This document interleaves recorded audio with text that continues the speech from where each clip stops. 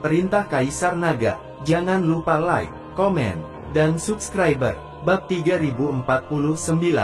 Dalam sekejap, di langit, dua monster yang berubah dari api meraung dan berguling terus-menerus. Api naik dari tubuh mereka, menyebabkan suhu di sekitarnya naik dengan cepat. Kedua monster itu menatap Dev dan yang lainnya dengan empat mata, dan kemudian di bawah komando Huosa, mereka tiba-tiba bergegas menuju Dev. Sekarang selama Dev ditangani, Huosa tidak perlu mengkhawatirkan sisanya. Bahkan jika saya berdiri diam, orang-orang ini sama sekali tidak ingin melukai diri saya sendiri. Puan, melihat ini, Huo Feng langsung melonjak ke udara, langsung berubah menjadi Huo Feng yang menyala-nyala, dan nyala api naik dari sayap yang terbuka. Fire Phoenix. Ternyata itu adalah binatang ilahi dalam bentuk manusia, dan sekarang aku bisa menghasilkan banyak uang. Melihat penampilan Fire Phoenix, Huosa berteriak dengan penuh semangat. Huo Feng, mundur. Melihat ini, Dev buru-buru berteriak untuk berhenti. Dia tahu bahwa Huo Feng sama sekali tidak bisa menjadi lawan Huoxia, perbedaan kekuatan antara keduanya terlalu besar. Tuan, kamu. Huo Feng mengepakkan sayapnya, dia tidak takut mati, tapi dia tidak bisa membiarkan Dev terluka. Cepat mundur. Dev segera mengorbankan pedang pembunuh naga, dan berteriak keras pada Huo Feng. Melihat ini, Huo Feng hanya bisa perlahan jatuh. Dev memperhatikan dengan tenang, dan kedua monster itu terus berlari ke arah mereka dengan api. Perasaan panas bisa dirasakan bahkan bermil-mil jauhnya. Menghadapi Huosa sekarang, Dev tidak memiliki peluang untuk menang. Tapi dia harus menghadapinya, dia tidak bisa melihat wanitanya jatuh ke tangan pria lain. Bahkan jika dia akhirnya meledakkan dirinya, Dev tidak akan membiarkan Huosa berhasil. Terlebih lagi, Dev tidak perlu meledakkan dirinya sendiri, dia masih memiliki Ice Soul Pill di tangannya.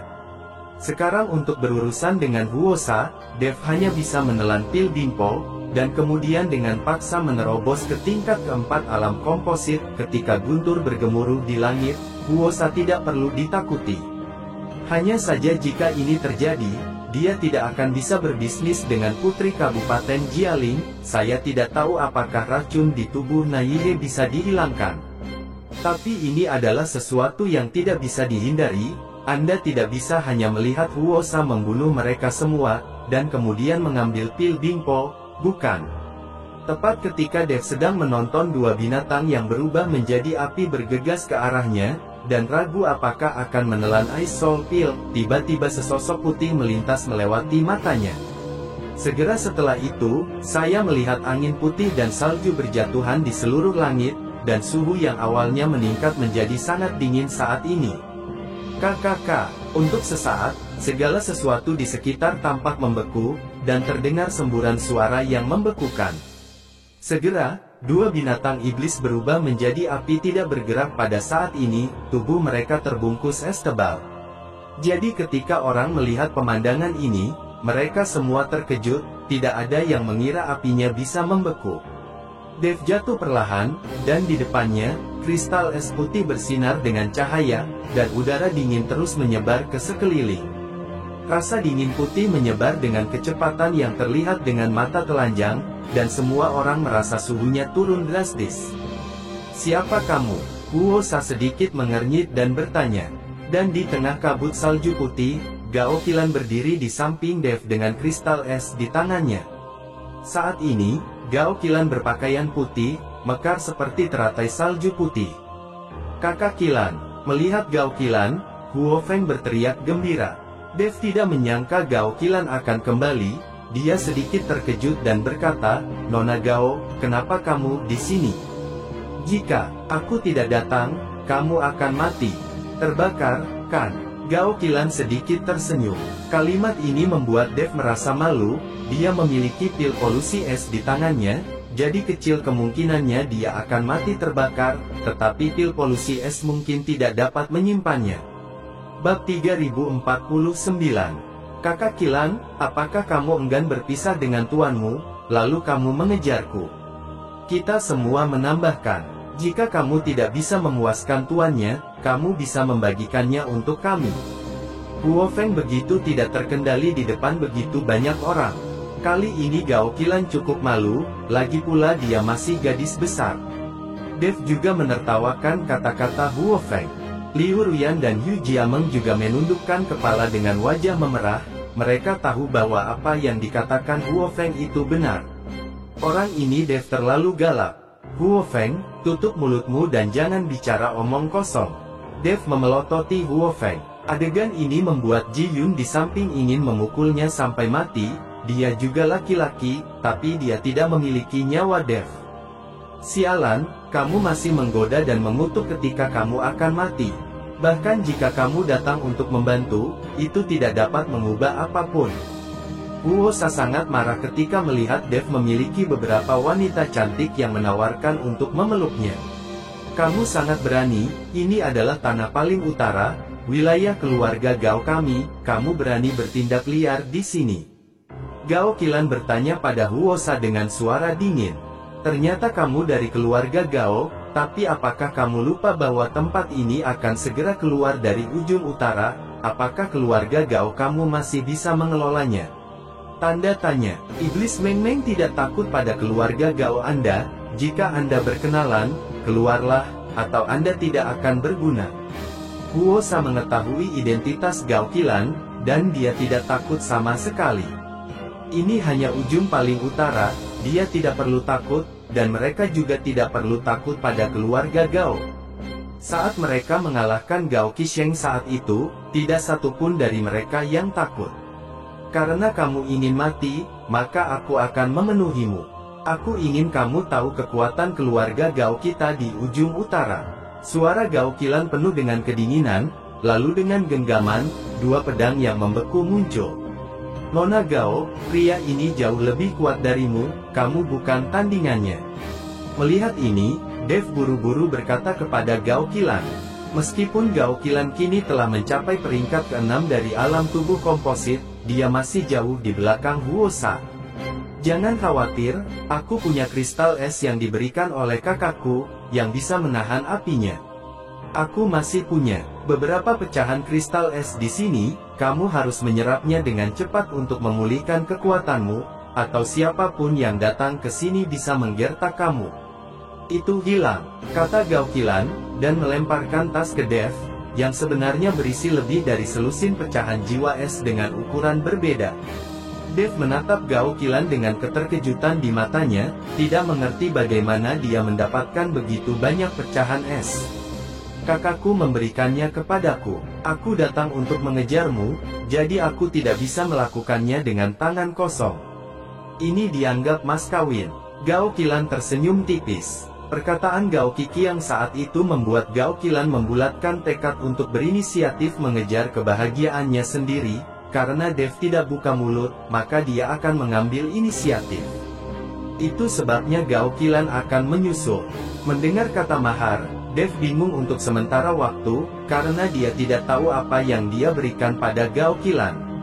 Pernikahan. Saya kira saya bahkan tidak bisa memberi Gao Qilan pernikahan yang lengkap pada akhirnya, jadi untuk apa dia memegang mas kawin yang begitu mahal? Gao Qilan melihat keraguan Dev, jadi dia dengan bercanda berkata, kamu tidak perlu khawatir menggunakannya. Jika kamu tidak menginginkanku, aku tidak akan mencarimu untuk mendapatkan kembali pecahan jiwa es ini, dia mengatakannya dengan nada bercanda, tapi itu juga mengungkapkan hati Gao Qilan. Dev mengangguk, dengan pecahan jiwa es ini, sebagian besar kekuatan Dev dapat dipulihkan. Meskipun tidak mungkin untuk membunuh Huo Sa, tetapi jika dia ingin pergi, Huo Sa tidak dapat menghentikannya sama sekali. Huo Sa sedang menonton dari samping, Gao Qilan dibutakan oleh fakta bahwa dia benar-benar telah memulihkan kekuatan Dev menjadi begitu banyak pecahan jiwa es. Bab 3050. Sepertinya aku akan serius kali ini, selama kamu mati, aku akan melakukannya. Setelah selesai berbicara, Huo Sa bergegas menuju Gao Qilan dengan kobaran api yang melilit tubuhnya. Mata Gao Qilan sangat dingin, tanpa panik sedikit pun, dia tiba-tiba terbang dengan dua pedang di tangannya. Clem mengulangi trik yang sama lagi, bertepuk tangan dengan api untuk berubah menjadi dua monster. Gao Qilan juga tidak sopan, dia terus melambaikan kedua pedang es, dan menembakkan seberkas embun beku, langsung membekukan kedua monster api itu. Dengan berkah kristal es, metode embun beku Gao Qilan jelas jauh lebih kuat, mungkin karena Gao Qiki yang takut Gao Qilan akan berada dalam bahaya di tengah jalan, jadi Gao Qilan membiarkan Gao Qilan membawanya bersamanya. Aliran udara dingin ini menahan Huosa, membuatnya sedikit kesal. Dan Dev mengambil kesempatan untuk segera menyerap pecahan jiwa es untuk pulih. Ji Yun, Huo Feng, dan Yu Jiameng melindungi Dev. Saat ini, Dev tidak boleh membuat kesalahan. Di udara, Gao Qilan dan Huo Feng terus merapal mantra, meraung terus-menerus, angin dan hujan di dunia tiba-tiba berubah, dan suhu di sekitarnya menjadi semakin panas dan dingin. Seluruh langit terbagi menjadi setengah merah dan setengah putih dingin. Kedua kekuatan terus bertabrakan dan terjalin, jika tidak ada kristal es, Gao Qilan tidak akan mampu menahannya. Huosa melihat bahwa terus seperti ini akan menghabiskan terlalu banyak kekuatan fisiknya, belum lagi Dev kemungkinan besar akan segera pulih, jadi cahaya dingin muncul di matanya, dan seluruh tubuhnya terbakar dengan api yang berkobar. Kemudian sesosok api bergegas menuju Gao Qilan. Gao Qilan tidak terlalu banyak berpikir, dan menamparkan dengan satu telapak tangan, langsung membekukan sosok itu menjadi es. Ketika Gao Qilan melihat ini, dia merasakan sesuatu di dalam hatinya, dia tidak menyangka Huosa akan membeku sendiri dengan begitu mudahnya. Namun saat Gao Qilan sedang senang, Huo Feng tiba-tiba berteriak, "Saudari Qilan, hati-hati!" Gao Qilan terkejut, dan tiba-tiba merasakan angin kencang datang dari belakangnya. Gao Qilan berusaha menghindar, tapi sudah terlambat, dan Huosa, yang berputar di belakangnya, menamparkan punggungnya dengan telapak tangan. Sosok yang keluar dari kobaran api barusan bukanlah Huosa, itu hanya penyamaran, hukum saja. Telapak tangan ini penuh dengan api yang menghanguskan. Gao Qilan hanya merasa seluruh tubuhnya diselimuti oleh gelombang panas. Bang! Tubuh Gao Qilan jatuh dengan cepat, dan akhirnya jatuh ke tanah dalam sekejap. Kakak Qilan. Melihat ini, Huo Feng bergegas untuk menunjukkan pandangan pada Gao Qilan. Saya melihat cetakan telapak tangan di punggung Gao Qilan, dan ada banyak api kecil di sekitarnya, terus mengalir ke tubuh Gao Qilan. Apa yang dipraktikkan Gao Qilan adalah seni sedingin es, sekarang kembang api memasuki tubuhnya, dia pasti akan dipukul mundur. Udara dingin di tubuh Gao Qilan terus memaksa api itu masuk. Tiba-tiba, kabut putih terus muncul dari punggung Gao Qilan. Huosa berada di udara, menatap beberapa orang di bawah, matanya penuh kepuasan. Mereka yang menghalangi jalanku akan mati, semut masih ingin menghentikanku.